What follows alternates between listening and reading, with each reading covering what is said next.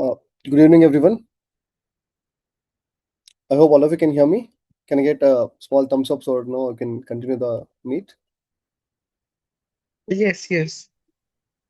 Yeah, I Great, can great. hear you. Thank you, thank you. Uh, Good evening again, everybody. Today we'll have our Kashmir Great Lakes webinar. So this is Hemant here. I'll introduce myself very quickly in short while so that you'll understand who is this. Hemant, I'm Hemant, and I was TrekNomads customer around 2018, 19, 20 around this period when I compared a lot of the trekking companies out there, uh, which were offering treks, and then I found TrekNomads to be one of those good, you know, what do you say, and offering me end-to-end treks from the beginning until the end. And it was a comprehensive comparison which I did. From there all the way until here, right now, where leading operations for TrekNomads. It's been a long journey. So as of now, I'm the head of operations and I handle operations across, Indian Himalayas, Nepal Himalayas, also Europe and Africa.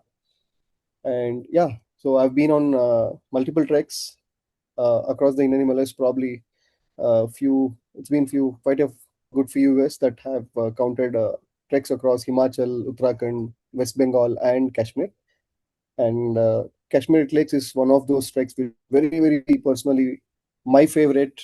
Been there multiple times, not just trekked, lived there for months together, and yeah, I think that helps in giving you a complete, unfiltered brief of what we could get out of this trek, right?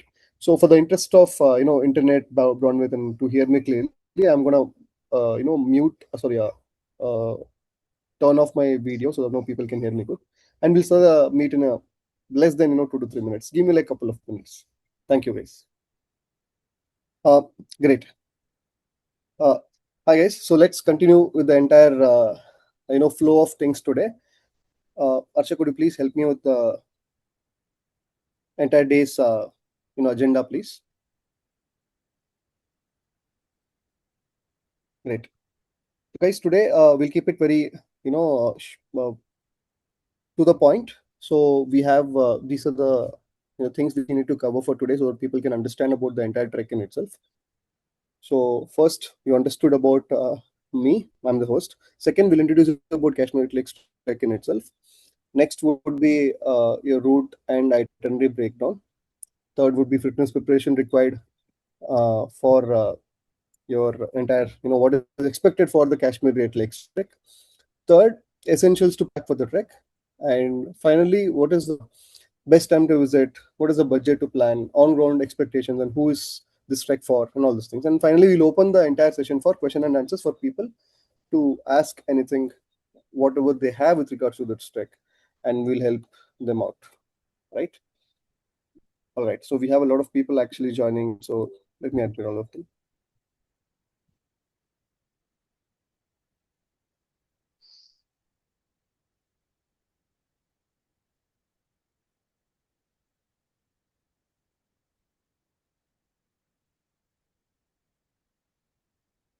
Arsha, could you please help us with the next slide?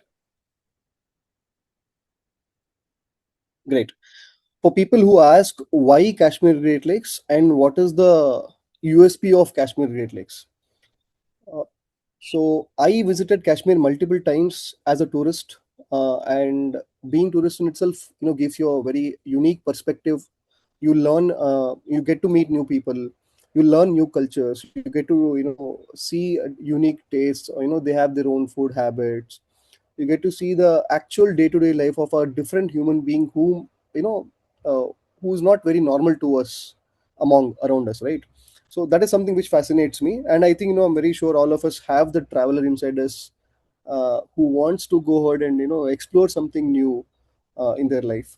And KGL is one of those treks which is very unique, which gives you out of the world experience. Being a traveler is one, but being a trekker and going to Kashmir Great Lakes is, I would say, everybody should put this trek as their lifetime bucket list. Why this? Not just not just because I like it for the sake of my personal reasons, but also for every single person. This is the complete trek India can offer as of date. When I say what is a complete trek, you start the trek and you end the trek without any phone network. The trek starts from one place, ends in one place. There is no coming back in between, except for medical reasons or evacuations or people have emergencies. Except that, nobody is authorized to cross the itinerary and then come back and change the itinerary. Nothing as that. You enter and you exit. Simple as that. So there's only one exit point and there's only one entry point. And apart from all these things, the facilities on the trek is still basic, which is staying in a tent next to a lake, and getting the bare minimum facilities what a human being require. What do you require? A good place to stay, good views in front of you, good food, and then rest entire day just witnessing nature. And in this witnessing nature, we're also trekking. And it's a bonus of you staying next to the lakes in itself. uh, Also, due to the sensitivity of the region what it is, wherever it is also completely controlled by the army, who and all is entering or leaving Srinagar and arriving at Sonmarg, and whoever is entering into this trek route. So it's very controlled, and number of people allowed per day is also on paper. At least they show that only 300 should be entered, but India being India, we also have more than 500, 600 per day. And usually on the very long weekends, like middle of August, we have around close to 500, 600 people on the trail in one single day. But anyways, the trek in itself starts at a place closer to Sonmarg. From Srinagar towards Sonmarg, which is 80 kilometers away, around 77 kilometers, 3 kilometers shy of Sonmarg, you have a place called Shitkari. This is a small hamlet from where we camp first. There's campsites given to us. From there, we take deviation and climb the hill, go across the hill to a point from where we can see the Pakistani occupied Kashmir, the beautiful Kashmir, which is there the other side, and take a U-turn, and then we come back uh, towards Naranag side, which connects to the Srinagar highway, and then we are there in Srinagar. So this is where the trek starts. And USPs of the trek is, again, it is having a actually seven alpine lakes are the popular ones, but there are close to 17 to 18 alpine lakes which are there on the route. But yeah, seven of them are major, and it is known for, as the trek name itself says, the Great Lakes of Kashmir. And how our itinerary is unique from others, we start most of the itineraries from the airport back until airport. So unless the airport is not connected to the the place of the stay, the base city, right, we make sure that we pick you up from the airport. Example of all the other treks what we do, Valley of Flowers, or let us say other treks like Hamta Pass and all these treks, you have a lot of accessible options for you to travel into the base city where you have to come and stay, whereas Kashmir Great Lakes has very limited options. So it's a completely 3 days of journey for a mainland Indian to come to Srinagar and do the trek right away. So most of the people, maximum of them, what I've seen, 90% of them fly into the airport. So it is required for you for the permit processes that you come and stay in Srinagar. One, for the permit, and second also for for making sure all our group members are together on the day one itself, not just at the base camp, also at the base city. So the idea is that giving them the convenience of picking them from the airport and then making them stay in Srinagar. That is the idea. But our itinerary, what we do, instead of making staying in a simple hotel, what we thought, okay, let's give them the heritage part of Srinagar, what everybody will tick their bucket, which is usually going and staying in a houseboat.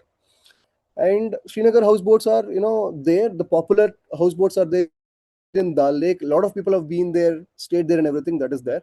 But what we do, instead of making you stay in a hotel, we're giving you a houseboat.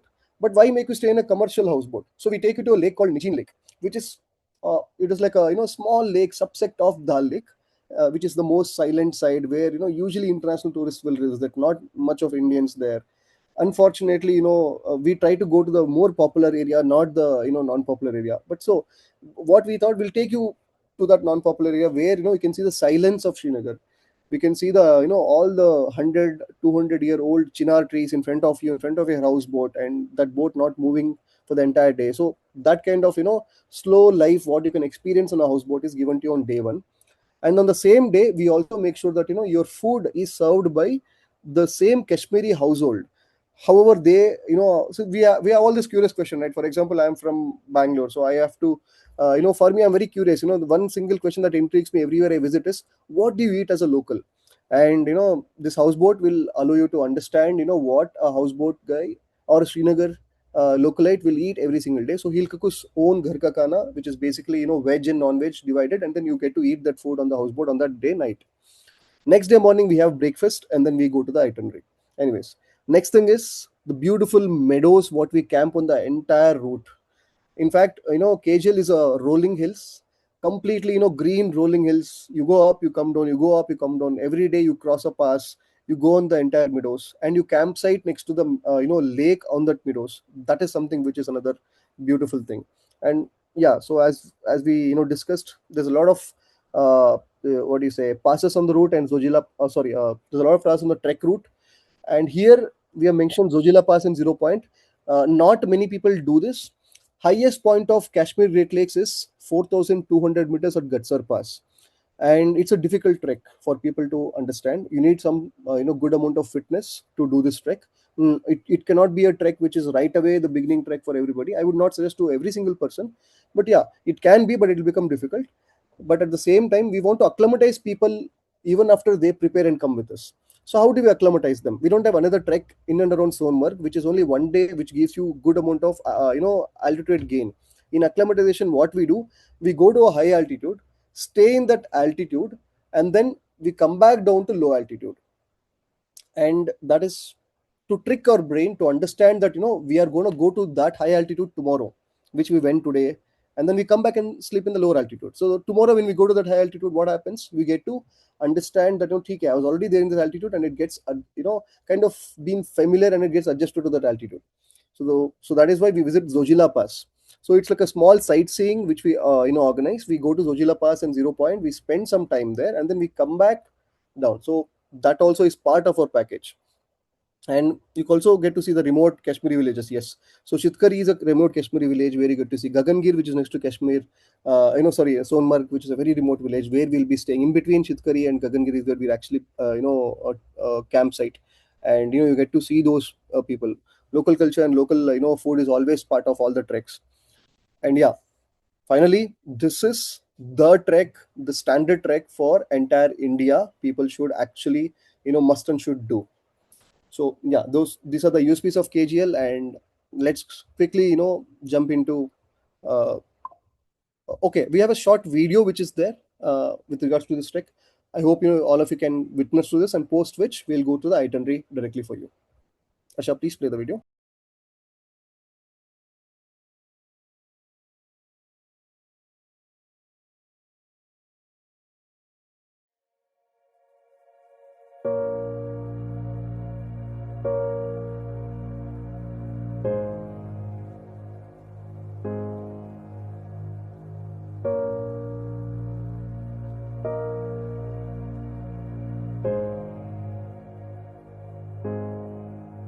Houseboat का home style हाँ यहाँ बाहर रखना है जो आपको सामान नहीं लेके जाना है, ठीक है, all good.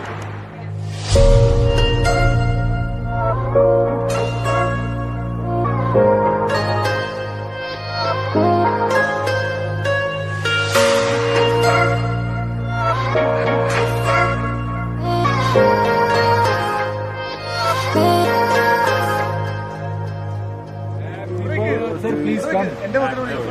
Happy birthday. Sorry, sir, we don't have candles. Birthday to you.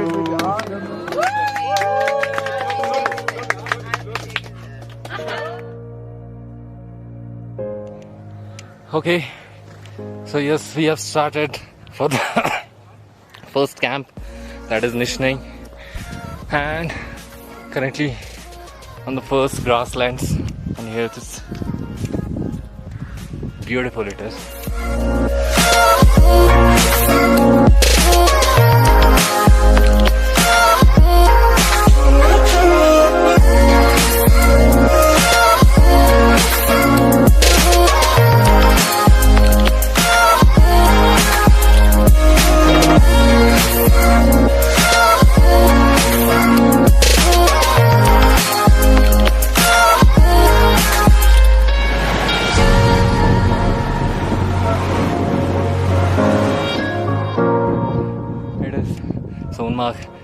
Atlas Glacier.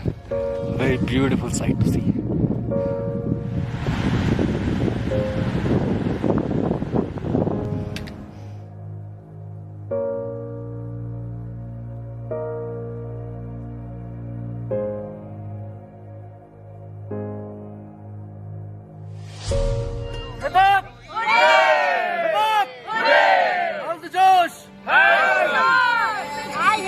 Okay, so we have started for the ascent of Nishnay Pass. Everything's going good?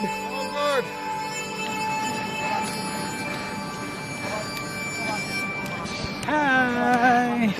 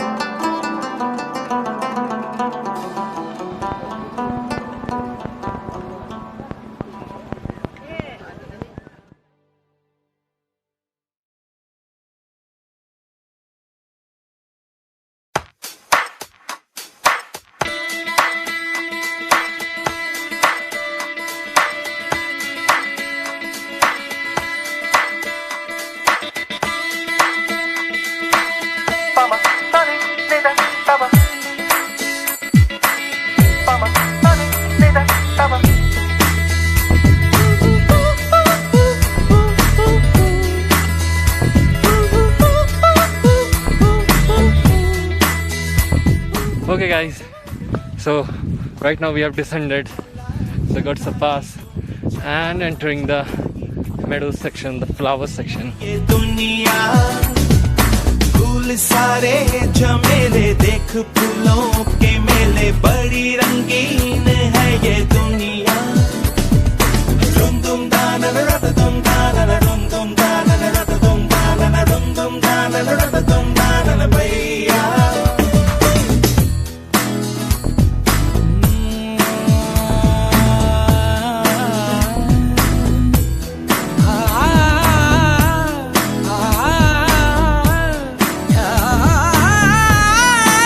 Climbing on a snow bridge. ये रास्ता है कह रहा अब मुझसे, मिलने को है कोई कहीं अब तुझसे। ये रास्ता है कह रहा अब मुझसे, मिलने को है कोई कहीं अब तुझसे।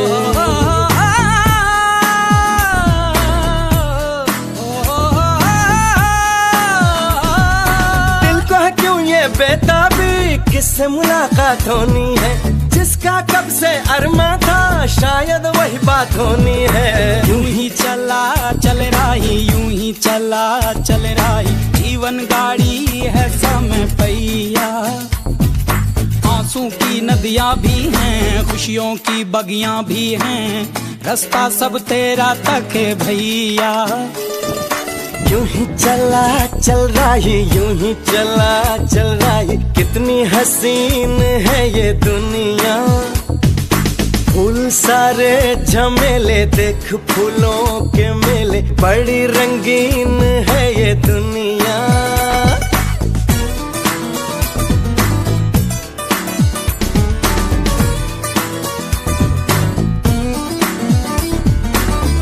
ना ना है ना ना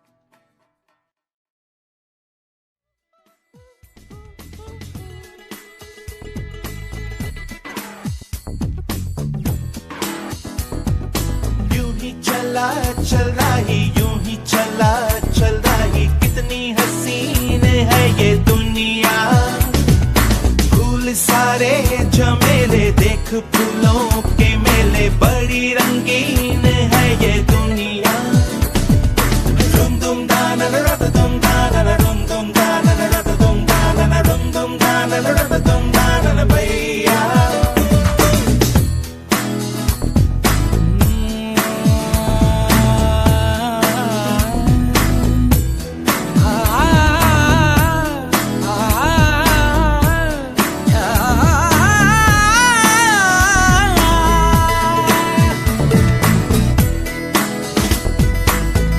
रास्ता है कह रहा अब मुझसे मिलने को है कोई कहीं अब तुझसे ये रास्ता है कह रहा अब मुझसे मिलने को है कोई कहीं अब तुझसे. Okay, great. That was a beautiful video which our team had made. Little long, but yeah, it kind of gives you the glimpse of what you can expect out of the entire route of Kashmir Great Lakes. So we'll quickly start with the route and the picturization of the entire route in itself from the moment you arrive in Kashmir, Srinagar in Kashmir, all the way until you complete it. So the day one is going to be when you arrive in Srinagar airport and you're going to be received as per your arrival. There is no force or there's no compulsion that you have to arrive at certain times. But yeah, we try to arrive at what do you say in bunches.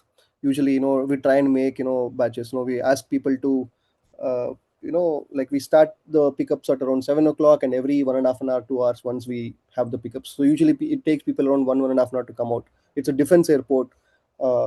Even the luggage clearance takes a lot of time.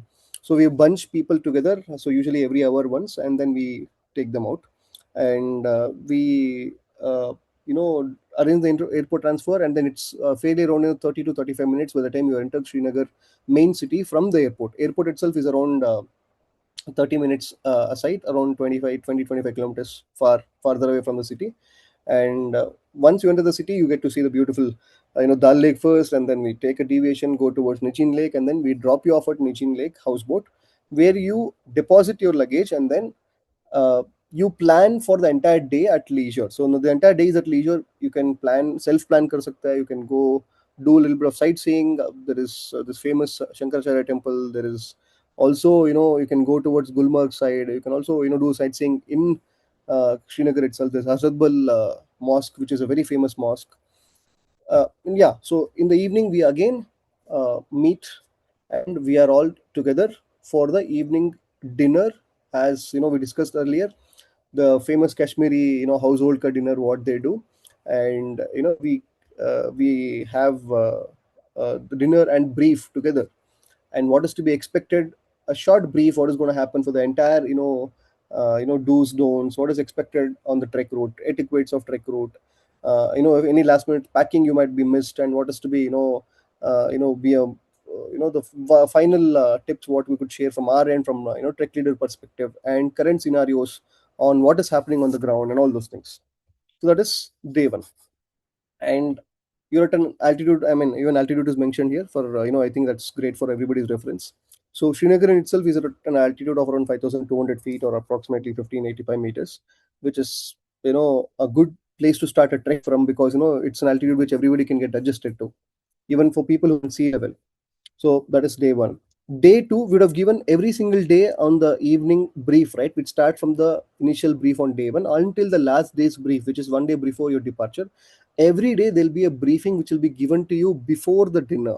So this brief will decide what you're going to do tomorrow, right? While the itinerary is there, there'll be precise information given to you about the next day today. So let us say today is a Saturday, and in fact, every Saturday we have batches in Srinagar from June, July, August. And this Saturday, all of us have arrived. We are giving a briefing right now. We speak about tomorrow. What is going to happen tomorrow morning? All of us are there here. We're having a brief with regards to what is to be expected. How was the weather last week, and how was the weather we have seen on the route, and everything with regards to share party. Sorry, our trekking guiding team, our ground team with regards to our chef, our Goda team, as well as our tents have been checked. We have cleaned our sleeping bags, everything is getting dried today. So tomorrow all those things will be set up in Shitkari. You will get to see it yourself. And one last final check, and then next day after tomorrow on to day 3, we will go on top of the mountain. And tomorrow morning we're giving a time of 678 or 789. So we give a timeline every single day. What is this timeline? For any campsite to function right, so early in the mornings, the earlier we leave, after we leave, there'll be this Goda team who will have to dismantle the entire tent setup, pack it onto the horsebacks, and then they move after we would have moved. So the putting down the campsite in itself will take them approximately 1 to 1.5 an hour, and packing them is another half an hour trainer's job. And then they start following the same trail which we would have taken, so which takes them 2 hours behind us. And they'll in fact catch us up quickly, in fact cross us quickly, and then also go to the next campsite, go there, arrive at the campsite, select the place, and after selecting the place, pitch our kitchen tent and then dining tent first, because we'll be arriving with a lot of hunger for the evening snacks, because we'll arrive at around evening time usually, or early afternoon. So that will be set up first, then the our camps will be set up. So what I mean to tell you is, in one single short sentence, it's a moving engine. Every single day you pack, you unpack, and then we give the time for you. And day one we give that actual first day of time, which is basically 6, 7, 8 is what we give you. Or if we feel the weather is actually very great, we give them a time of around 7, 8, 9, which means that we tell them, you wake up at 7, you have your breakfast at 8, and by 9 o'clock we leave. And 9 o'clock the vehicles will be here. We pack all the luggage on top of our vehicle, which is going to be there, usually a mini bus for the entire team. And we keep all the luggage what is not required, and all the suitcases and all those things, whatever luggage you bought, over here itself. So you'll only have two bags which you'll carry: main backpack which will go on a mule, and the small backpack which you will carry yourself. So ideally, both of them will be in the distribution range of 10 kgs for the main backpack, and smaller backpack will have 3 to 3.5 kgs.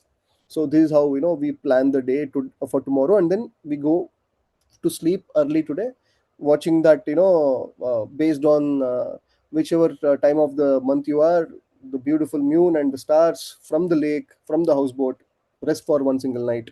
And the next day morning, whatever time we ask you to check out, we keep the extra luggage, and then your vehicles are there in front of you, and then we drive from Srinagar all the way until Sitkari. Sitkari is slightly, as I told you, 3 to 5 kilometers before Sonmarg, and we stay there. Why Sitkari? So right away going on top of high altitude is not suggested. So we go to Sitkari also to understand two things: one, get used to the altitude; second, also get used to the first day of campsite for your understanding. You're still in civilization, you still get network here and there, but you're also there in a campsite. So you get that fair experience even before you go on the trek, when you're really tired and then getting into tent, right? You don't figure out a lot of things which function. So those things can be put to rest by you spending that night in Shitkari on day 2. So it's around fairly 70-75 kilometers, I think around 80 kilometers, anywhere from 75 to 80 kilometers. We arrive at Chitkari, we drop our bags, we have our lunch, and we will have vehicles arranged for you quite after lunch, right? And then we drive from there approximately another 20-25 kilometers to zero point. What is zero point? Zero point is the point in between, the zero point in between both Srinagar and Leh or Ladakh, right? So uh, so these two places have a border where there's a pass called Zojila Pass, which we call it. So we stop at the zero point, and then you trek a little bit, you walk and go a little bit to Zojila Pass, where there's a lot of all these touristy activities which will be happening. And you visit that place, eat that Pahad Wali Maggie, if you have that thing to be done in your bucket list, since people often have that on their plans. And then you come back, enjoy your time, spend some good time there, and then we come back down to our campsite by early evening when the lights are still there, by around 5-6 o'clock. And we have our chai ready, we'll have our chai and snacks, and then we will start our evening brief right away. We start a brief, we give the brief about what is going to happen for tomorrow, and we tell why did we go to Zojila Pass. Your body would have touched approximately an altitude which is closer to the altitude which would have which you're going to attempt on the day 3. And you'd have come back to the altitude of Shitkari, and you'll be staying in Shitkari's altitude, which is around close to 10,000 feet or something like that. And yeah, So we retire for the night, and then that is day two. Day three is the day, when we start the actual trek. And there's an police makeshift outpost, which is there first. We cross that, and then there's an army outpost in middle of the mountain, where they take a group picture of all of us, and they take ID proofs of all of us, check one after another. So reason why I told you earlier, every single person who enters this mountain is checked. So whoever is there, there's also an Amarnath Yatra route. So any mainland Indian who's coming here except a localite is asked the reason of travel, and their luggage might be checked. Certain times they also ask you to unpack your entire luggage to show randomly surprise checks. Certain times they just make do with it, and then they take a photograph of you, and then they take the group picture.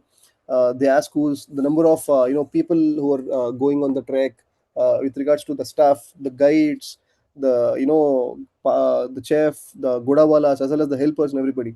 So then they take all the information of all these people, then they allow you inside. And yeah, so pretty much it is around approximately day one. So it's going to, a lot of people on the first 2 kilometers will feel really difficult, because you right away cross from, I think around 11,000 feet, 10 to 11,000 feet is the first day, and you go all the way until Nichnai, which is going to be approximately again 12,000 feet or something like that.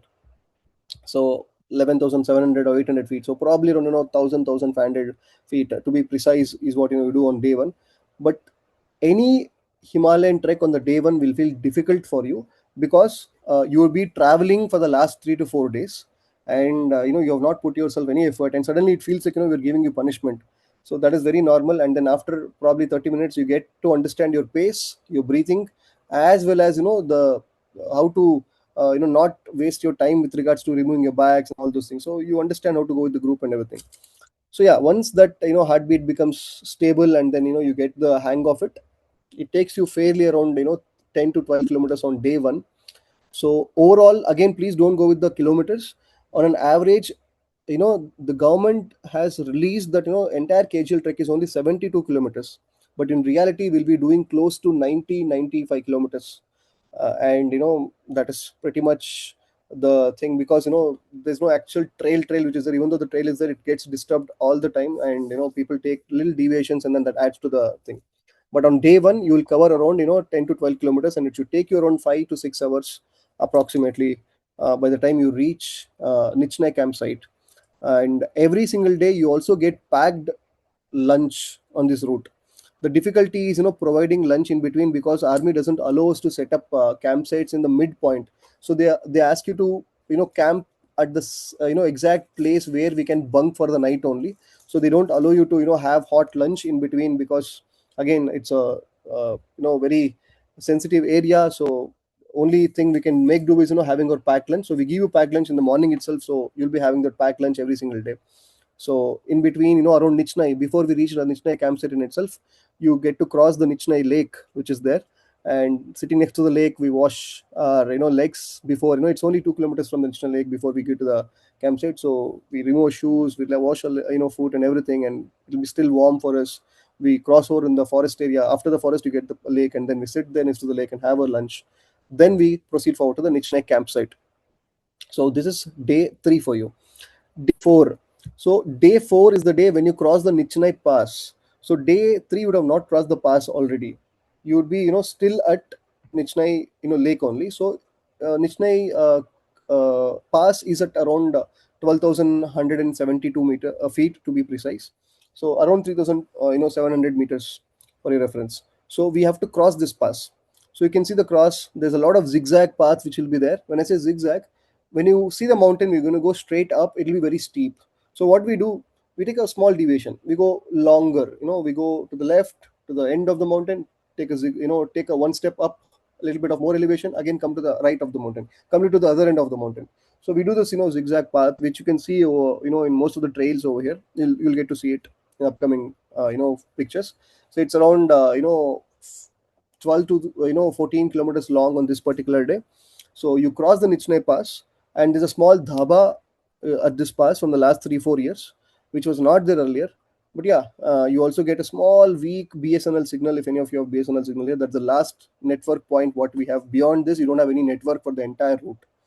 uh, and yeah, so it should, you cross the pass, and then when you get down, you get the entire what do you say, the grasslands of the other side of Vishansar side, which is crystal green and turquoise lake. What you can see after turning back, you can see the Nishna Lake, which is a small lake which you can see from top of Nishne Pass, which is turquoise blue color. The same mini lake will, repetitively you can find a lot of lakes ahead of you.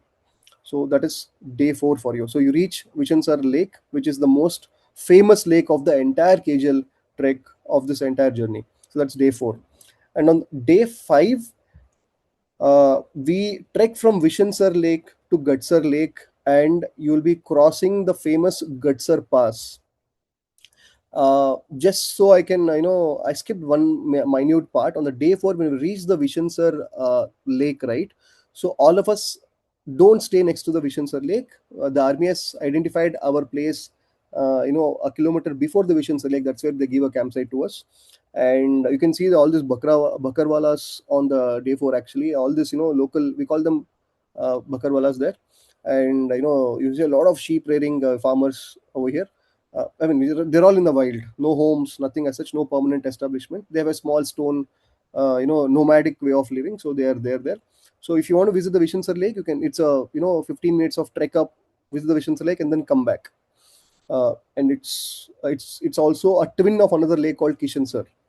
So Kashmiri Pandits used to believe this region to be very, very, important to their religion, and they're very pious towards the entire region. I'll speak up more about it probably after this itinerary. But yeah, so these two twin lakes, which is Vishansar and your Kishansar, which can be seen from the top of Gatsar Lake. On the day 5, when we start the trek, right, this is one of those difficult days. What you feel, it is only 13 kilometers.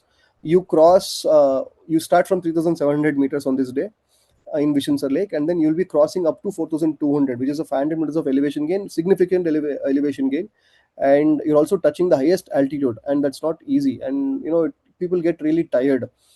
The first 4 kilometers is only the elevation gain. The next 8 kilometers is completely flat. So 4 kilometers will feel like 2.5 from 3 hours will be gruel for it grills you like anything. It's like you've come for that, and that grill gives you a lot of views which you'll never forget in your life.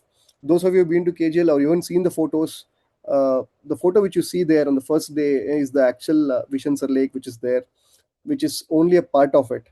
The actual twin lakes, what you see from the top of Vishansar Lake, on top of Gatsar Pass, which is Vishansar and Kishansar, is you can just be like half of your. There's a saying right in Kashmir: whoever has seen anything in life, Jannat is this. So heaven is this. Is the actual translation of it, and you can actually feel that when you stand on top of Gatsar Pass, and you would have earned it.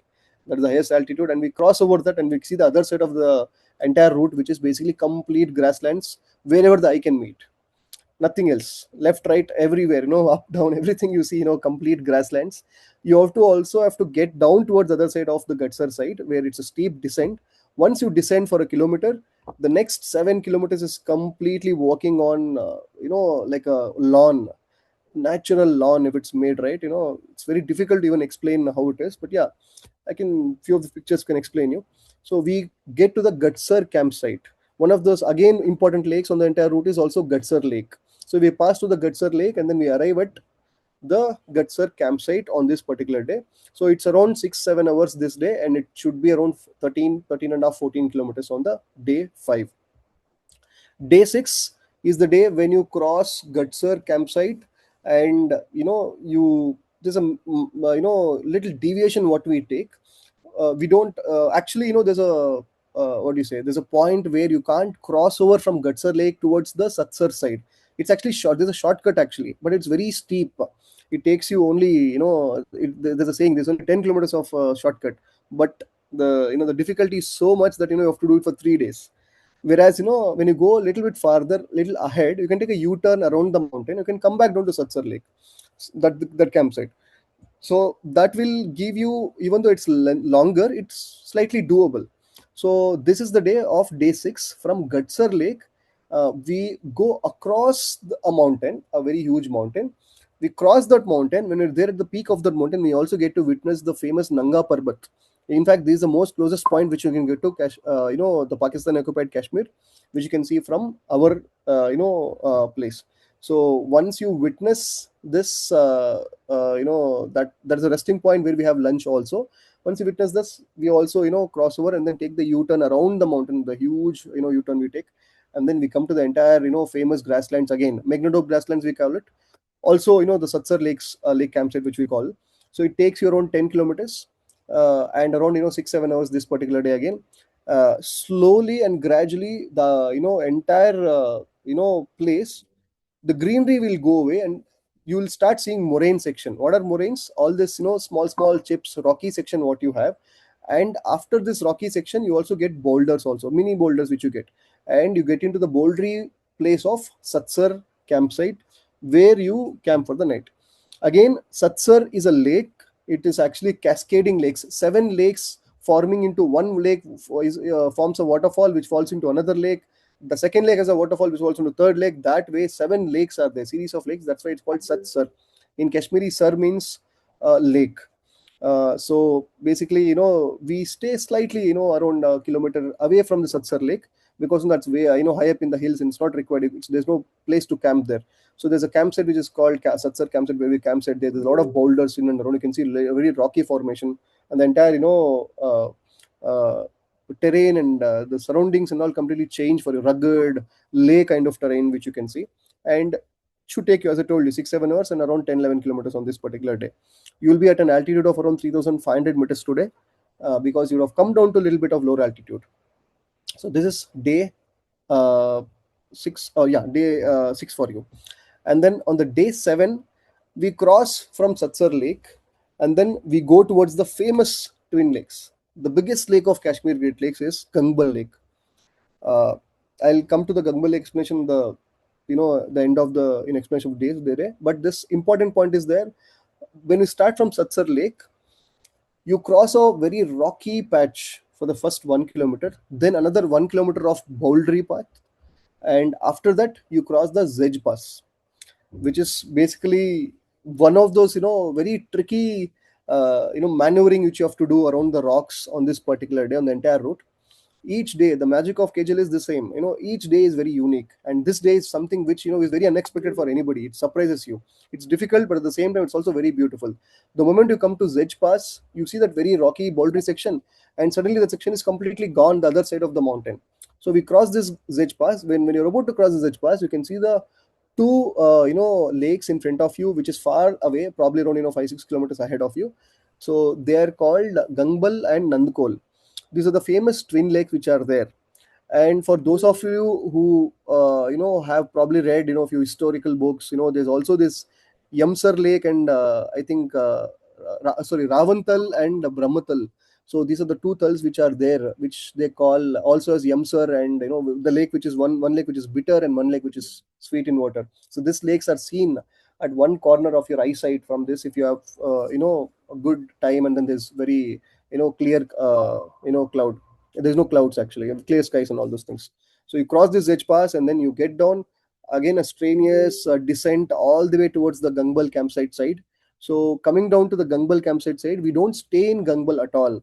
In fact, we go and stay in Nandkol Lake, but we cross the Gangbal Lake. Gangbal Lake is you know it's like a mini village, you can say. It starts from one end of the eye to the another end of the eye. It touches Mount Harmukh.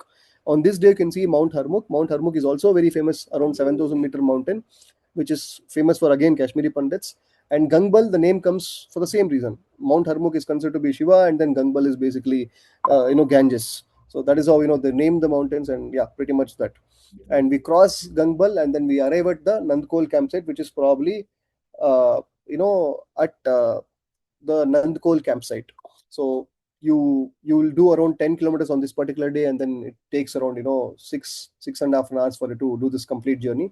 And then this one final night before we head down to the trek, from the descent from the trek tomorrow morning, which is the day 8. So day 8 is the day when we wake up and we say goodbye, final goodbye to the entire what do you say trek, because this is the last day where we're going to cross this quite I think 5 days, 6 days 6 days we would have crossed the pass and got down to lower altitude and walked on the what do you say, green rolling hills. And today is the day when we get down from the trek all the way down to Naranag village. If you look at it, the trek from Gangbal Lake to Naranag village, everybody says it's only 11 kilometers. In fact, it's 11 kilometers only. But the thing is, Naranag village, map guideline is very wrong. So it's very spread across. Once which was called Naranag is not more Naranag anymore. So reason why the trek adds up to another 4 5 kilometers. So by the time you finish trekking from Gangbal all the way until Naranag, it should take you approximately, I would say, it'll take you around half a day or so. But it tests your knees a lot because you're descending from 3575 meters all the way until 2100 meters. That's a descent of 1.5 kilometers in as short as 4 to 5 hours. So so this is the day when we also get down from the rolling hills of high alpine lakes into the high alpine forest, then also get into the the civilized lands of the Naranag, the deep Kashmir Srinagar range. And then we get into Naranag, where there's this famous ruins of the Naranag, which is also famous temples which are there. We get down there and then we head back to Srinagar on this particular day. So the moment we are there in Naranag, we will have to arrange. So basically, our trek leads will have to run quickly ahead of you because there's no network, right? So we would be anticipating you will come down this day. So we would have sent vehicles for you, and then we'll come pick you up. From here, we'll load all our bags. We have to wait for the Goda guys to bring our luggage and everything. So we would have had our packed lunch, which we will have, and one final time when we have our packed lunch or campsite ka lunch kana ho gaya, and then we will get into our vehicles and we'll wait for the luggage and everything. Once the luggage comes, we drive to Srinagar. Takes you around 3 to 3.5 hours. And by the time you're there in Srinagar, it'll be around early evening or late afternoon, or probably around 5 o'clock, 6 o'clock types maximum. And today we give you a 3-star facility stay. So this 3-star stay is in the middle of Srinagar. Why a hotel instead of a houseboat here? Because houseboat is not great for bathing and all these things. It's still old world charm. So we would have arranged your luggage, which will be kept in the what do you say, houseboat on the day one. Either we pick up on en route based on that particular group, or we would have arranged already for the luggage to come back to Srinagar hotel wherever we stay. Either which ways, you can consider either we pick up or it'll be there, and you arrive at the hotel on that particular day. You get that long shower which you would have not had from all the way from day one all the way until day 7. So 7 days of no bathing and the entire route. And yeah, so you come back to your network and everything, and then you get to the comforts of civilization. And this is day 8 for you. And post day 8, we have one final dinner. We would have farewell dinner which would have arranged as part of the package. We'll have that final farewell dinner with us. And next day, a few people travel early, few people travel late based on the time. Few people also spend some time in Srinagar. So we say goodbyes, and then our itinerary ends on day 9. So this is KGL ka itinerary. Any queries on itinerary, please feel free to ask. If not, we can go to the next section right away.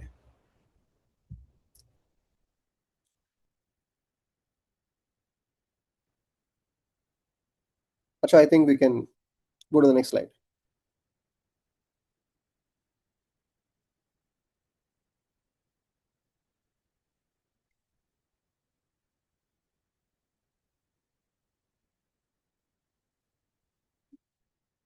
Giving a minute if somebody is typing questions. If not, we can go ahead.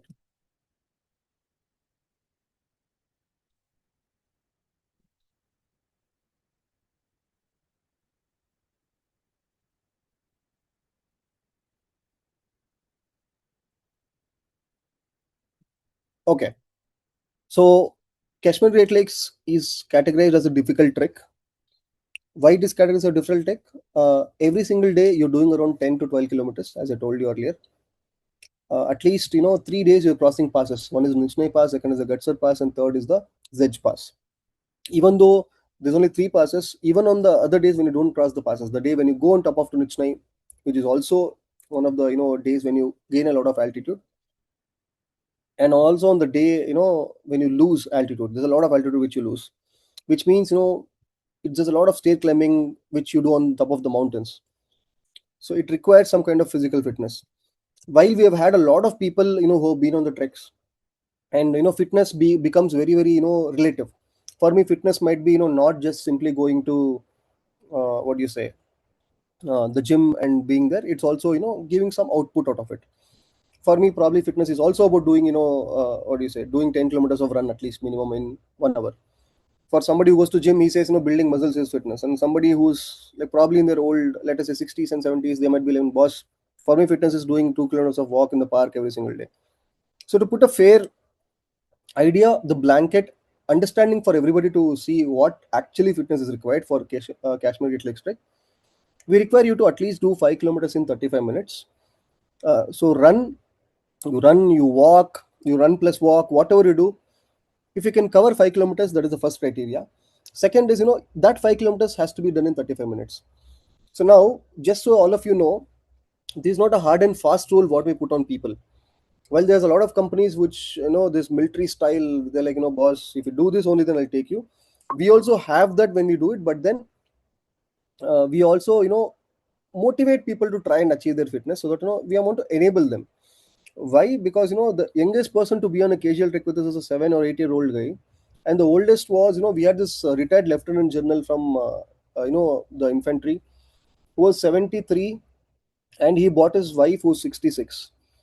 And it was very beautiful to see people of that age do their first Himalayan trek over here.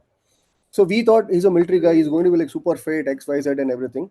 In fact, he had retired, I think, close to 10 years.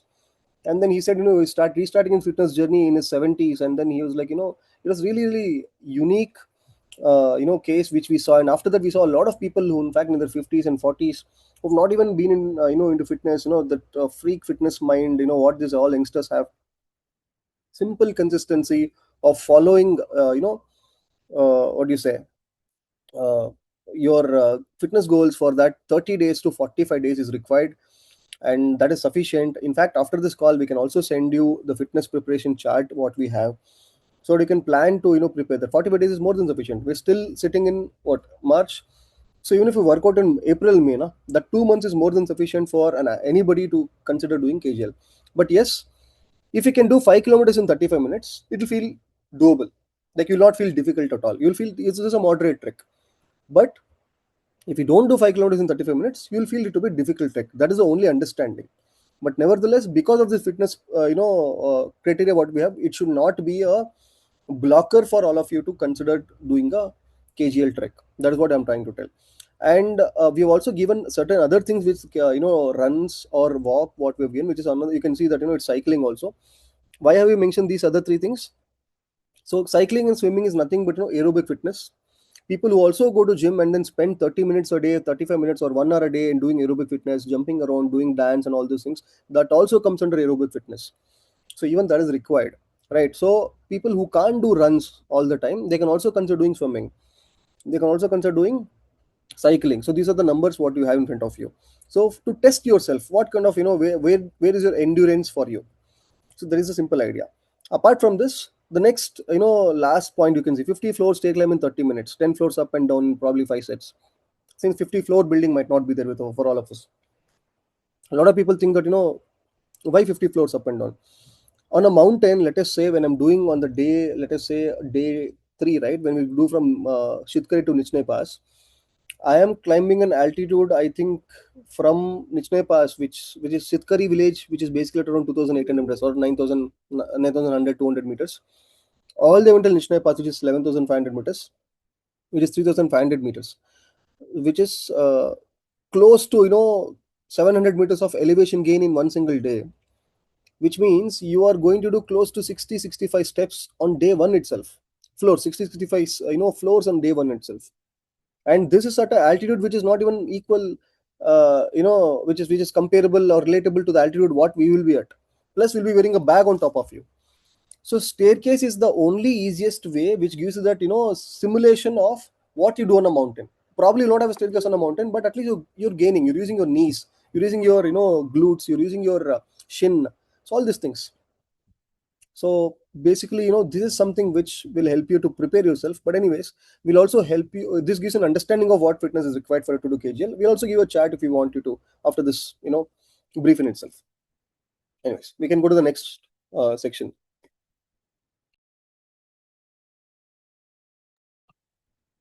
For people, those of you who know TrekNomads for the first time, or you're seeing TrekNomads for the first time, our ethos is very simple. We want to make sure everybody goes on a trek, and in that process, we also had a lot of trekkers whom we have met who had a lot of injuries, and then they were undergoing rehabilitation and all those things, or trekkers who become enablers to other people. There's this first time person, homemaker, who never seen mountains, who's never even traveled out of Gujarat, and then suddenly she became a what do you say, EBC trekker for us. She did KGL, she did Valley of Flowers, she did KGL, and then she did the mountain fitness assessment program. Oh, sorry, she did EPC. And then this mountain fitness assessment program is basically something which she did recently. And she told, if this was there for her, probably, when she started doing the preparation, it would have helped her a little bit. So the idea is very simple. If any of you have any injuries, or if any of you don't have the clarity whether how much of fitness you have, there's a free session what we gave with a professional setup in partnership with Granimals. In fact, our founder Naveen also, is a 8,000-meter mountaineer. He, had to come back from 8,000 meters on Mount Manaslu. In fact, Granimals helped him a lot. I myself, I am thinking of, also getting myself, a little bit of assistance from them. So basically, we have a partnership with them. The partnership is that they'll have a simple video call for 30 minutes to 45 minutes with a physiotherapist. They'll give you a set of exercises which you have to turn on your video call, and simply, do those exercises, and they'll explain you what each of these exercises are meant for, and assess you, and then give a simple report saying that this is the fitness what you have, this is the endurance what we feel, this is the core strength what we feel, this is the lower body strength what we feel, and this is the what do you say, overall fitness for this entire trek what we feel, and then these are the exercises what you can do. If at all you require any assistance from a physiotherapist and you want any courses, they also sell those courses. Feel free, get into it. It's very targeted, and I felt I personally will recommend you to take this. And yeah, that is the fitness assessment program which we are in partnership with Granimals, which we would like to promote as a part of this, taking everybody on the trek initiative. So yeah, pretty much that. Next slide, please, Acha. Okay. One of the most important things of this today's webinar is also what to carry for a Himalayan trek, especially a KGL trek. Uh, every single day, I repeat this in every trek, and then there's nothing else which we have to speak about. There is one gear which you must and should have in its top performance for the entire trek. Which you use like in and out, right? That is nothing but your trekking shoes. Remember, I told you about 6, 7, 8. So which means 6 o'clock wake up, 7 o'clock breakfast, and 8 o'clock on the trek route. On the trek route means you should have your backpack ready on top of you, day backpack with 2 liters of water filled. We give you water, filtered water from the lake. We filter it and give it to you, or we boil the water and give it to you. You have the water in your what do you say, water pouches, and you'll have your packed lunch given to you, and then you also will be ready for the trek at 8 o'clock. Which means by 7 o'clock you will be having your breakfast, because you will take usually campsite, it takes some time batch wise, 5 people first, then again 5 people will be eating together. But yeah, there'll be all this chit chat will be happening early in the morning. How did I sleep? You snowed, that happened, this happened. But 7 o'clock we'll be having breakfast. 6 o'clock we wake up. What do you do on a campsite as soon as you wake up at 6 o'clock? You'll be wearing campsite slippers. Actually, we suggest people to remove their shoes as soon as they go to the trek. The first thing when you do as soon as you wake up from the trek is, obviously you wake up and everything, stretch your body and everything. You come out of your campsite. The first thing you do is wear your trekking shoes. And from that point onwards, until you reach the campsite in the evening, you'll be wearing the trekking shoes. So trekking shoes is your number one friend for the, any trail, any hike, trek, any adventurous stuff you do. And, especially this trekking shoes is the must and should. So there's three things what I tell about trekking shoes.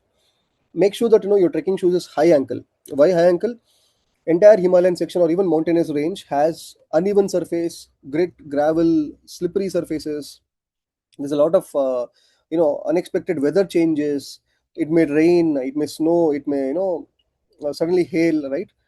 All these things can be protected if you have a high ankle shoes. The chances of you twisting your ankle, which is the least we need for a trek, which is the most important part for you to preserve, keep yourself protected for the entire journey is this, and then high ankle will help you protect it, allowing you to not twist your ankle unnecessarily. So this is high ankle, waterproof, and with a very good teeth. A trekking shoes which is having high ankle and waterproof and with a very good teeth. Very good teeth means also means having very good grip. So this is the standard trekking shoe what we see. Any brand can be taken. So that is number one.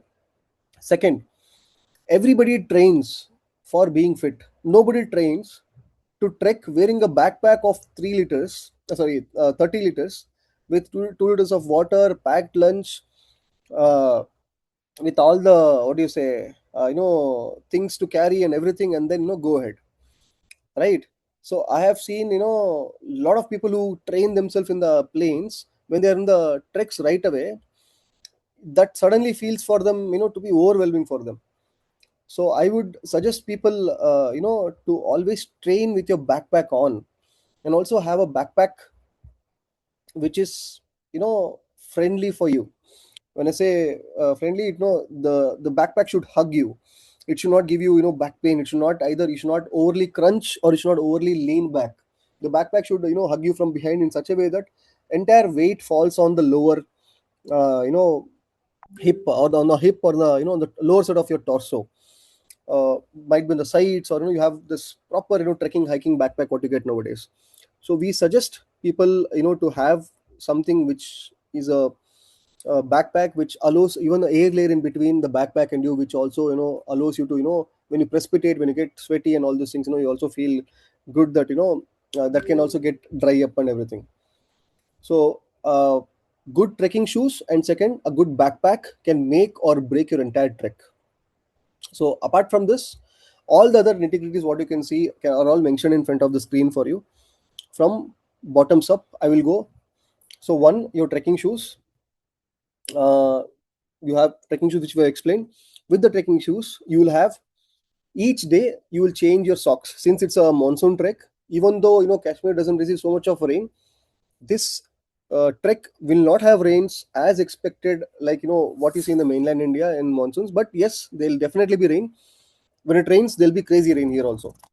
In fact, there's a couple of days in between. Suddenly, where they had closed the route in the season last year. So prepare yourself in such a way that every day you have one set of socks. So trekking shoes, and then you have 6 trekking days, so 6 set of socks, and then one set of woolen socks for you for the evenings. Little up, we have trekking pants. Make sure you have at least 2 pairs of trekking pants. Every 3 days once you can change the trekking pants. A good trekking pant in the Himalayas will help you a lot. Not the track pant, or not the flimsy trek pant which you get in all these people sell it off as trek pant, but they're not actually trek pant. Take the ones which has good amount of zipper pockets where you can keep multiple things. You might have chocolate wrappers which you have to put it in a pocket. You might have to keep your phone, power bank. You might have to keep sunglasses and all these things, right? Or lip balm. So a trekking pant, a utility trekking pant which which is also a dry foot, which will dry fast because we never know when the pant will get wet. A dry fit pant, what happens is you can simply open it and put it on a simple string rope. It'll dry probably in 30 minutes when the sun is up. If not, even if you wear with you and then you walk around, and because of your body heat also, the core temperature and the body heat also, it gets dried a little bit. So a good trekking pant which is at least 2 pairs of them. Innerwears, usually each day you change innerwears. Similar to innerwears, you also have your t-shirts which you have to change every single day. Preferably, a full sleeve t-shirt is suggested for people to carry, but nevertheless, if you don't have a full sleeve t-shirt, not to worry. You can buy this cricketer sleeves or the sports sleeves. What you get, it's like sleeve. Nowadays, all these bikers also wear it. They're just the sleeves which extend, which from your wrist all the way until your biceps, your entire arm can be worn. So good sleeves, probably a couple of pairs of those sleeves t-shirt, and on top of the t-shirt, we have the layering. So on any given day in a Himalayan trek, you always have 3 things with you in the backpack. First, for the cold, you will always have a fleece jacket or a sweater or a fleece sweater, uh, and a down jacket. So these are the things for cold what we'll have. Number one, fleece jacket. Number two, down jacket. And the third one is a poncho. Why we don't suggest a rainwater jacket or a rainwater pant? we suggest a poncho, because poncho will take you probably 15-20 seconds. You are up, and then you can put on a poncho on top of you, out of your bag, and then you'll have a poncho completely covering your bag and yourself, and then hail, rain, or snow, it's covered. Whereas when you have a rain jacket, it takes some time to put it on, remove a bag, open it, put it across, again put the bag on top of it. It takes some effort, and then it doesn't cover the entire luggage what you have. A poncho will cover it. So any given day, you always have a fleece jacket, down jacket, and a poncho. So why did I speak about this layering? Whenever you're there at the lower altitude, let us say around 3000 meters, 3500 meters, say a simple basic t-shirt and the trekking pants should be sufficient. When you go beyond 3000 meters, that is when it becomes really cold, and then you wear multiple layers. So for that, what you do, you wear a thermal upper layer, not in the bottom, only in the upper layer. Why not bottom? Because there's a body core temperature. When you get fever from somewhere in the body, right? That's basically a core temperature which is getting raised.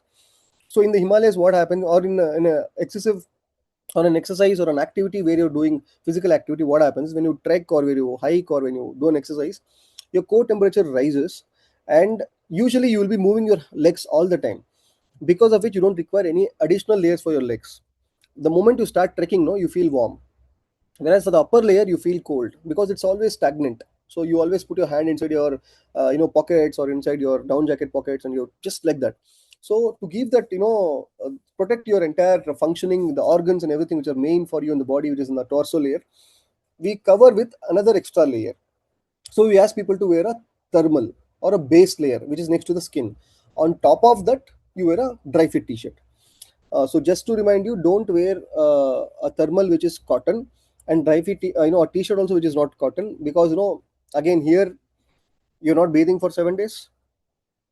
If it rains and with your, let us say you'll be trekking up and you sweat, you precipitate. Because of that, there'll be a good layer of, what do you say, odor, which little unbearable for yourself, and even your tent mate can feel that. So it's better that you always have a dry fit t-shirt which can easily dry. A cotton t-shirt is the other way, so it doesn't help you to dry very easily in the high altitude. It also soaks good amount of water, but it also retains water. So reason why dry fit t-shirt and a fleece thermal at least. So this is layering up.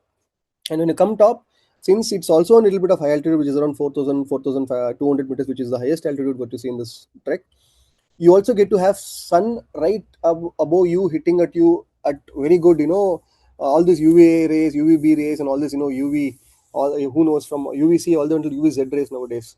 So you get a lot of radiation from the sun which is hitting at you, and you literally closer to sun, versus you being in your altitude. So your entire face turns 1 or 2 layers tanned. So protect yourself from as much cloth as possible rather than sunscreens and all these things, because sunscreen, again, on a trek where you don't bathe for 7 days, it becomes sticky, grimy, and a lot of this wind which brings dust, and then it becomes very dirty for you. So cover as much as you can. So usually we suggest a sun cap for the daytimes, and for the evenings we ask people to put on a beanie to cover their head and their ears, so that cold chilly Himalayan wind will not enter your ears, or your it will not it will not go on top of your head or hair, or so it will not catch a cold. Apart from this, you also cover your neck area, which is completely exposed. So this is called an extremity. What is an extremity? These are the places where you'll get to catch a disease or a cold, or a flu, which will derail your thing of plan of doing the trek in itself, which is covering your entire neck area and also your hands. So until neck, you use a bandana, or you use a what do you say, a monkey cap, which you can cover all the way until your neck, or you can have this tube. All these bikers wear it nowadays. And for your hands, you wear your usually a fleece layer, on top of that a waterproof layer, 2 layers, which we have. So these are the things which we are important. Apart from this, rest all the things is basically your travel documents are basically, these are all stuff which you use it for travel, not just for the trek sake. And personal first aid medikit, what you carry, or toiletry kit, what you can call it, and any miscellaneous which which you might need for any trek is also mentioned here. Those of you who need it can also take a screenshot of this, or else we can also send a list for you which you can you know refer to later. We're done with this, Arshaya. We can go to the next slide.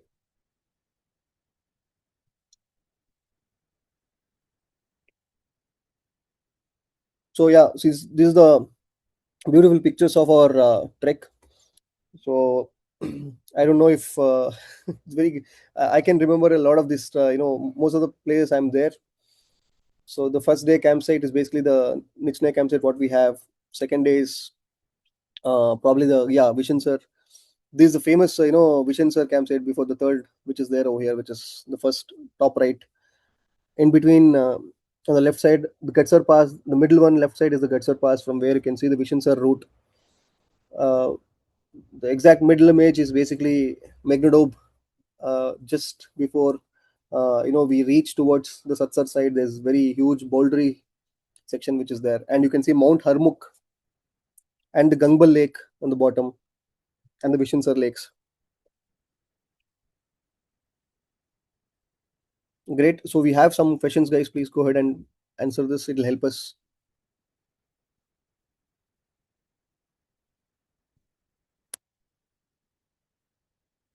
I see people have selected. I think we are around 15, 16 people today. I see that I think three of you have selected. It's challenging. Yes, challenging, but pretty much rewarding for your entire life. I had the honor of or pleasure of being here for at least I think 4 or 5 times, and trust me, yes, it is challenging, but it changed me as a person, and yeah, it'll do the same for you as well.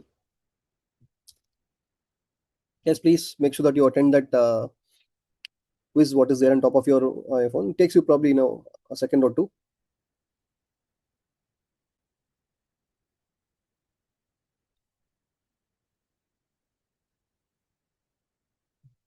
Arsha, meanwhile, we can probably change the slide so people can get a view of the pictures.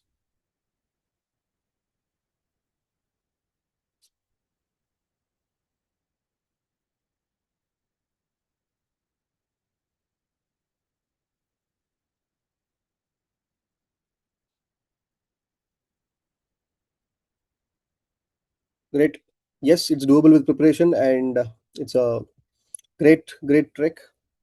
So yeah, I think we are finished with the entire Yeah, brief in itself. We're open for FAQs. People can feel Hemant, free to I have open it a up. question. I'm Sumati from Bangalore. Yes, ma'am. So I just have a question. Okay, all the preparation, yes, we'll do all that. I mean, all the physical preparation and all. So just in case we know it is mountainous region and the chances of us falling. So what is the option that we have? Okay, we start off and somewhere in case something happens, we cannot do. So what are the options that we have? So we want to complete the trek. We are preparing for that. That's yes. But just in case. So what are the Yes, options that we have? I mean, what is yes, ma'am. So one, yes, the moment we say it is challenging, the moment people look at it in a challenging manner, yes, there's some difficulty by the time you start the trek, finish it, and come back. The moment, let us say that you feel you put all the effort, try to put that fitness into it. You prepare for 30 days or 40 days or 60 days. Then you're there on the trek route, and then you feel suddenly first day it's overwhelming, and then in fact you feel like boss, why should I really do the trek?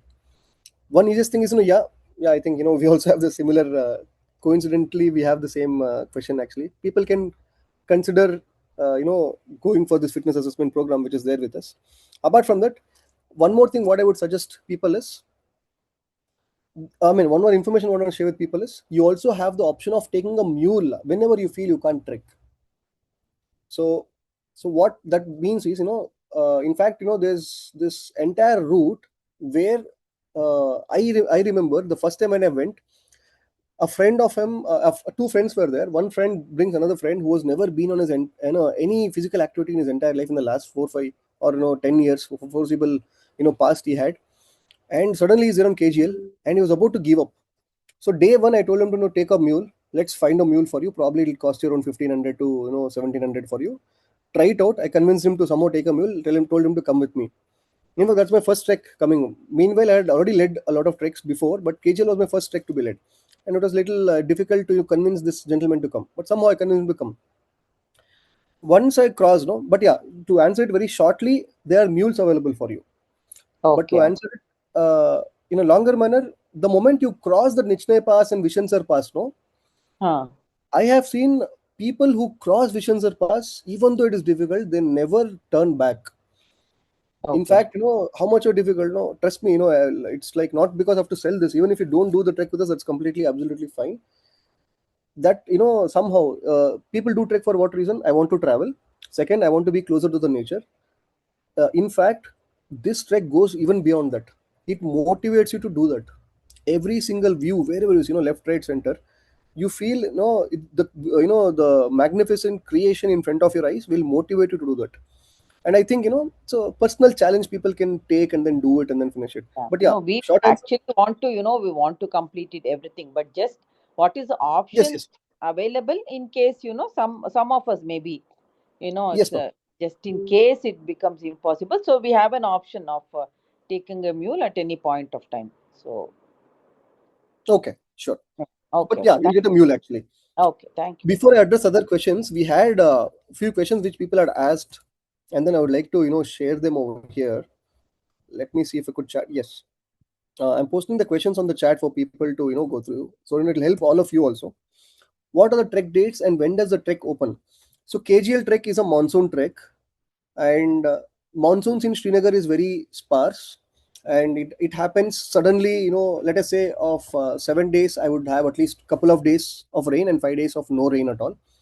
But this 2 days of rain will be very, very, I would not say it doesn't pour very badly, but since the land is very vast, it's completely open ground, and there's constant drizzling which happens.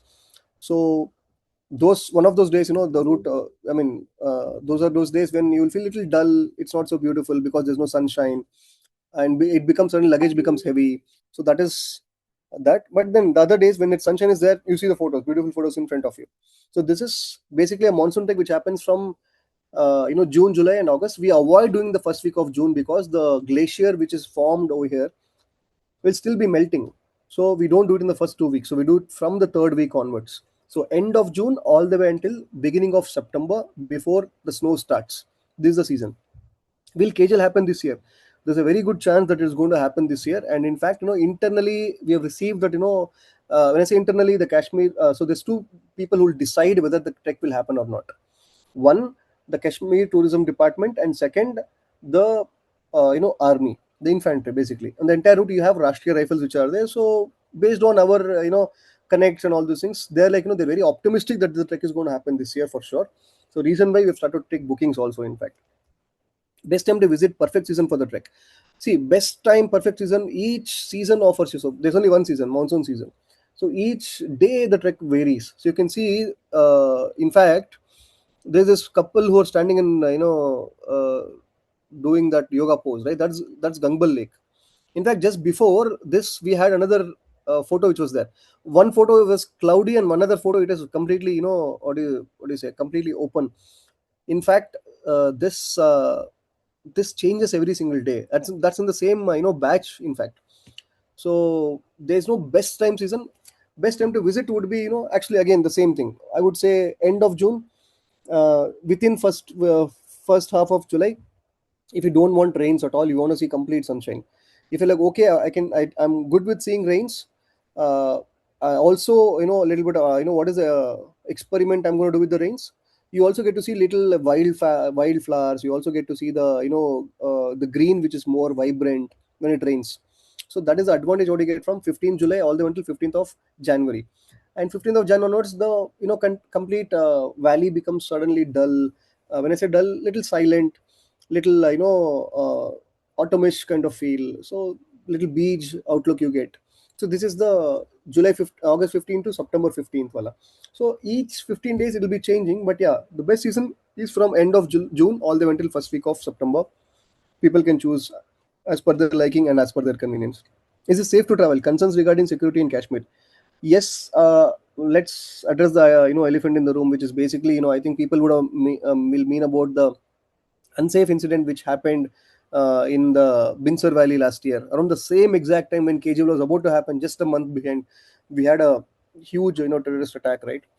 So this is very, very unfortunate. But yeah, anyway, so for people to know, this is a very touristy place, which is the place where the incident happened. And the security also was not so tight, and usually the security also is not so tight because this is the area where uh, it is completely interiors.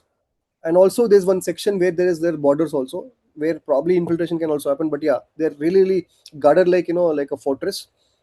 But there's a, I mean, as you can see, they were planning this attack or incident for a lot of time, and that is when it was not able to happen. But this happened on the completely other side of Kashmir, which is the Pahalgam side, not Sonmarg side. For people who don't know about Sonmarg side, there is this yatra which happens, which starts from uh, Srinagar, and you go towards Amarnath Yatra, right?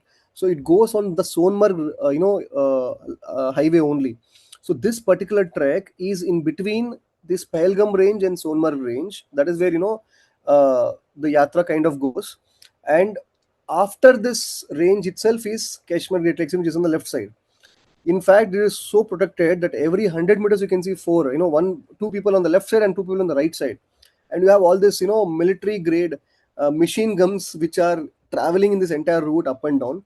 So if any incident should happen, the least it should happen is in the KJL route, because it is guarded so much that people even thinking of doing something on this route will, I don't think, because it's also the highway which connects the Leh Ladakh region from the mainland India. It goes to Sonmarg, Sonmarg to 0.0 point to Leh. So it's guarded like anything from independence all the way until now. So yeah, unfortunate incident has happened. While we cannot be sure where it may happen, but at least this route, somehow I feel there is a very good confidence that nothing bad is going to happen in this particular section. What about the Thursar Mercer trek? Do you offer it? Yes, we offer the Thursar Mercer trek. Thursar and Mercer are the twin lakes, which are also considered to be, it's basically a slightly easier version of KGL trek.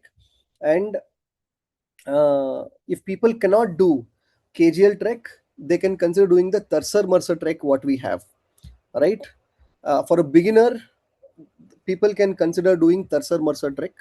And for somebody who doesn't want to travel to, like, no, Srinagar is very risky for me, I don't want to travel, you can consider doing Hamta Pass, which happens at the same time in Himachal.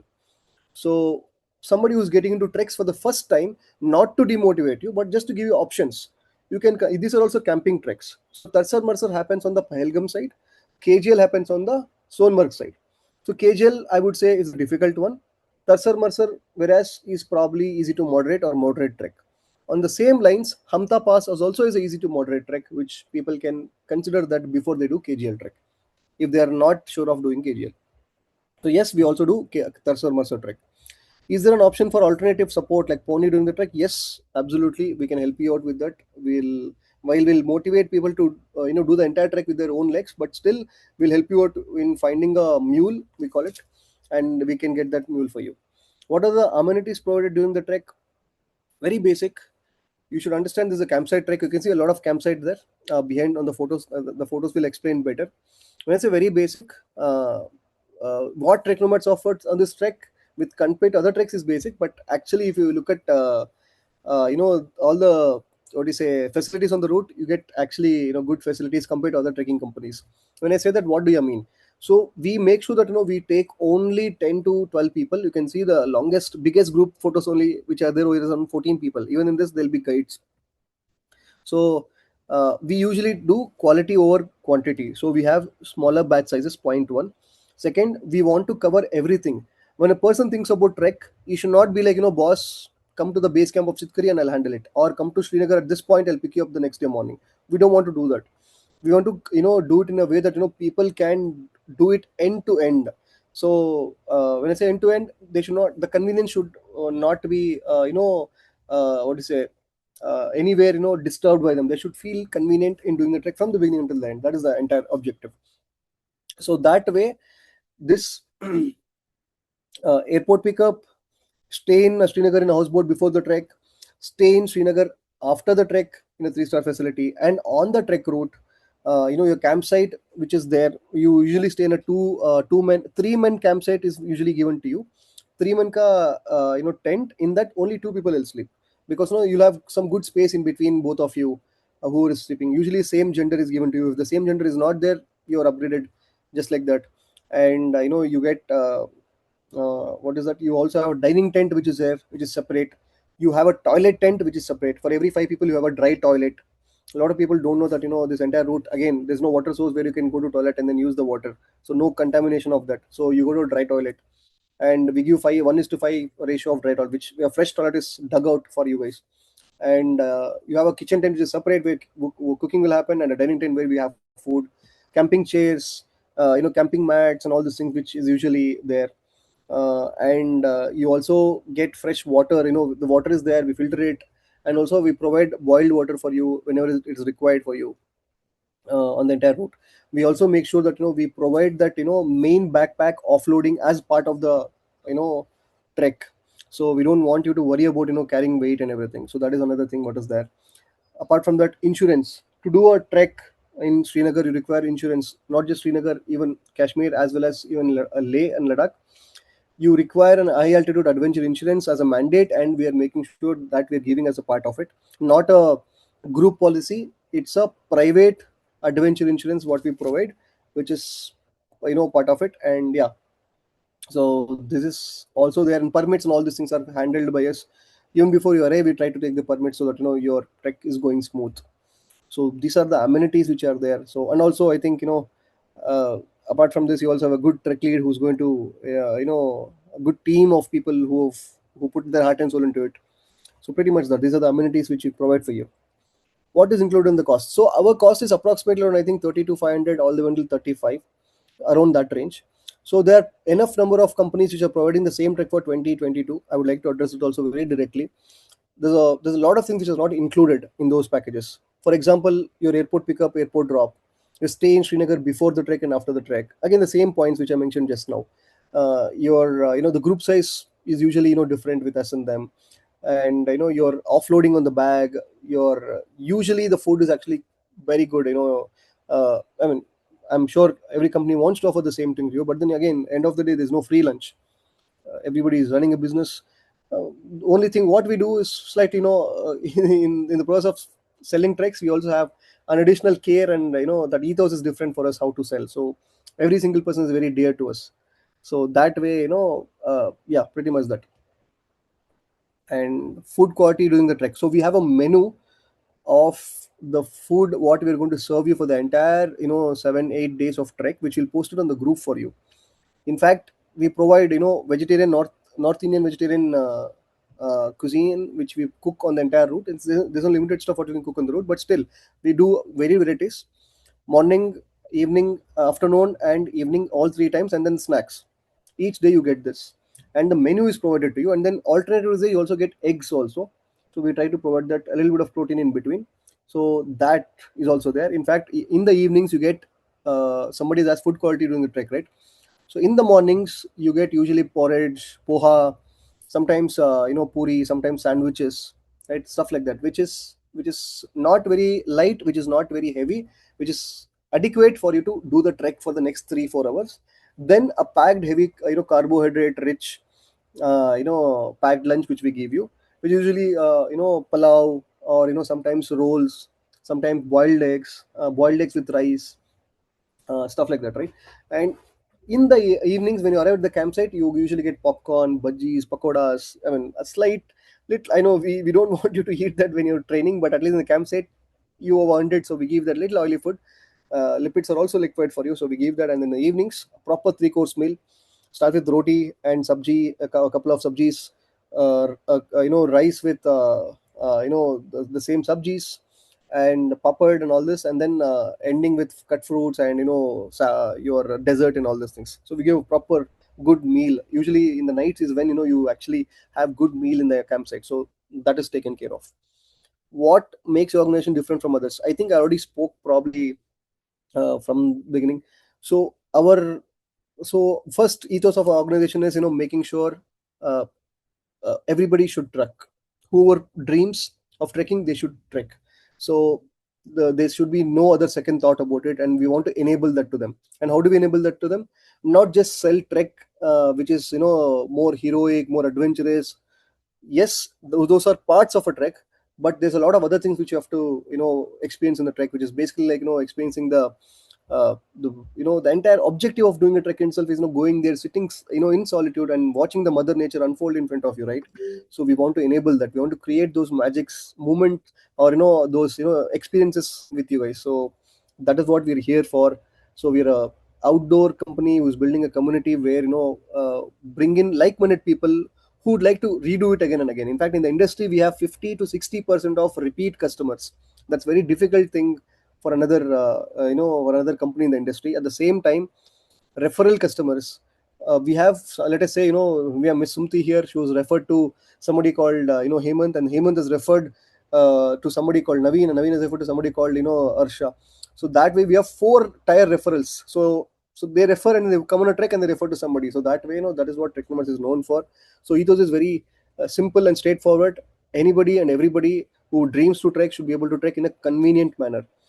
They should not think, they should not worry about, okay, I take a cheap trek and after that I have to put a budget, and then if I see end of the day I'm spending the same 30-40,000. So what if I can provide you a trek for let us say 35,000 rupees, and you can, everything is sorted for you. These are the most important needs of the trek is sorted for you. I think people will go ahead and do that without. So that is the idea, that is the ethos of TrekNomads. So yeah, why should someone choose you? You should actually try it out.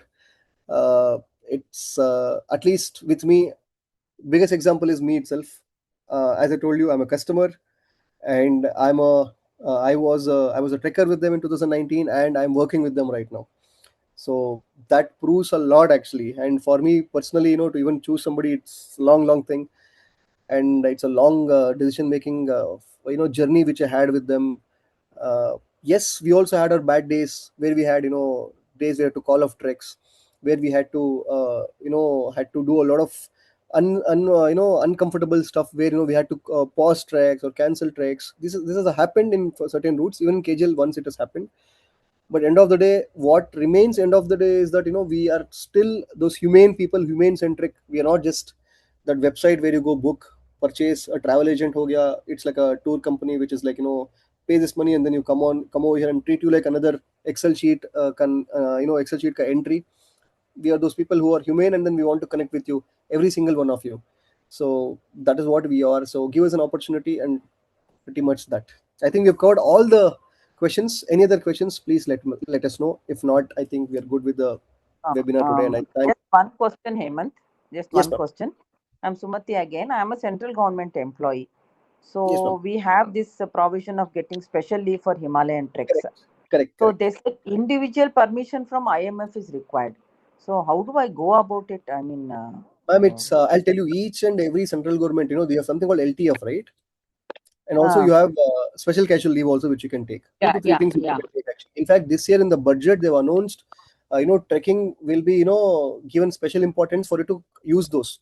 Not many people Yeah. know. Even state governments also have one. You have Oh, I think this special casual leave which you have, right? Which yes. is they're Yeah. asking you to go on a leave with your family to a different city and then give me a bill. I'll embrace you and I'll also give you salary for these days. They're giving you leave for you. Apart from Yeah. that, there is also a leave which says that you can go on an adventure activity which is trekking, which not a lot of people don't know at all. It is there Yeah. probably in most of the central government. For example, RBI has it. You also have Yeah. Advocate General, I think AGC or something like that, some society which is there that AG, also yeah, has it. AG. I'm from AG, Yes, so we have that. Hmm. correct. So there's So, something I called mean, there's adventure. individually, no, by our name, we need to get permission from IMF. That's Yes, what ma'am. I Yes, have yes, been yes. told in. So what you have to do is, Oh, there's a special permission. See, IMF doesn't require to give you a permission to do this trek. When they form these okay. rules, they formed it in a very complex manner. Each of the individual Uh-huh. departments have their own way of doing it. For example, for RBI, Okay. all they need is Hmm. an IMF Hmm. recognized trekking body, which we are. IMF comes under Ministry of Okay. Defense right away, and Indian Hmm. Monitoring Foundation affiliation or association certificate is required, which we have. So that Okay. certificate, along Huh. with that, your booking, which is basically KGL ka Kashmir Great Lakes ka booking with a booking ID of the dates, that confirmation mailer Okay. printout, and IMF ka certification that yeah, we are going with the same company, should be provided furnished Okay. internally. Usually they approve with that. Few companies what they do, In they our want office. you. Okay. Yes, Hmm. I know what you're asking. Few companies what they're asking, Hmm. IMF should have given you a permission that Sumati is going on a trek, and I want Exactly. Exactly. correct. That's a very long Yeah. process Yeah. actually. But that is doable. How it is doable? IMF charges some amount. They charge around 500, 600 rupees or something like that to give you a permission for that. In fact, IMF itself is puzzled when we ask Okay. them, but they give it. But they give it Ah. actually, so you can Okay. get that permission. So usually Okay. you have to plan at least 1-2 months in advance. There's a lot of back and forth. There's a lot of Okay. office work which has to be done. It's not very easy doing it online, but yes, it is there. I think around 500 to Okay. 1,000 rupees you spend, you get a permit. You get a letter saying that TrekNomads is organizing a trek to Kashmir Great Exactly. Lakes on the 24th of March with 10 people group. In that, Sumati is part of the group. So Okay. recognizing this route, and we're Okay. charging so much to recognize this group. They charge it. So I think that's an additional expense. Okay. Whatever. So Yeah, can we get it done through you or yes, ma'am. through We Trek will see. Nomads? Can it be done at a I think cost? how it works is you also have to apply from your end. We also have to apply from our end, and it will be released to both of us. That Okay. is how it works. So IMF ka Okay. website is So still we have to little directly apply to IMF asking for permission. both Okay. ends. Yes, yes. We'll also apply. You will also apply. Okay. That is how it is. Okay. Okay. I'll just check on that from office and see what I can do. Okay. Sure, Yeah. ma'am. Sure. Thank you, Yeah. Hemant. Yeah. Thank you for joining us for the weekend, and really sorry for it went really 30 minutes beyond the itinerary, but yeah.